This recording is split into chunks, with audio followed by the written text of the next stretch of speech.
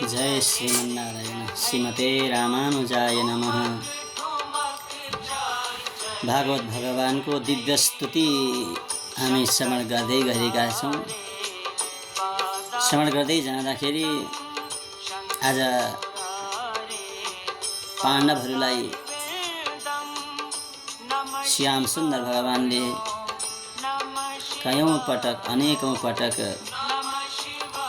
सुरक्षा गर्नुभयो, रक्षा गर्नुभयो। त्यसमा आधारित एउटा श्लोक हजुरलाई श्रवण गराउँदै त्यसको भावमा श्रवण गर्न गइरहेको छु। हजुरले अत्यन्तै ध्यान दिएर श्रवण गर्नुहोला।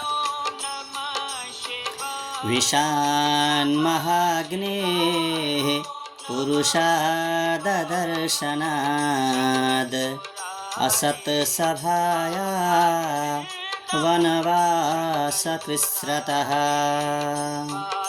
मृधे मृधेनेका महारथास्त्रतो द्रोण्यास्त्यतश्चास्म हरेभिरक्षिताः द्रोण्यास्त्यतश्चास्म हरेभिरक्षिताः।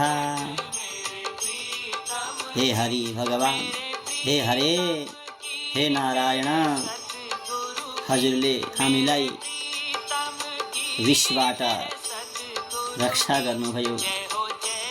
जतिखेर दुर्योधनले पाण्डवहरूको वध गर्नको लागि, भीमसेनको वध गर्नको लागि आज विषपान गरायो, मार्ने कुचेष्टा गर्यो।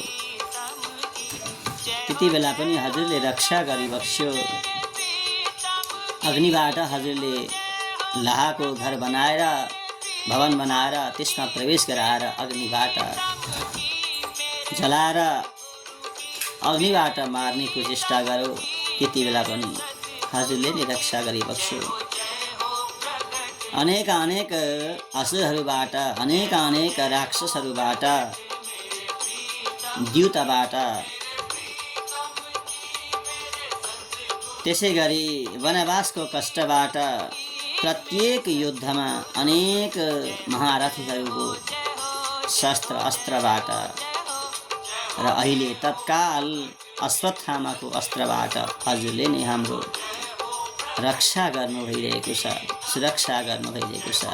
यस्ता हजुरका श्री चरणारविन्दमा साष्टाङ्ग प्रणति अर्पण गर्दछौँ भनेर यसरी पाण्डवहरूले भगवानको श्री चरणारविन्दमा साष्टाङ्ग प्रणति अर्पण गरिदिनुहुन्छ। जय श्रीमन्नारायण।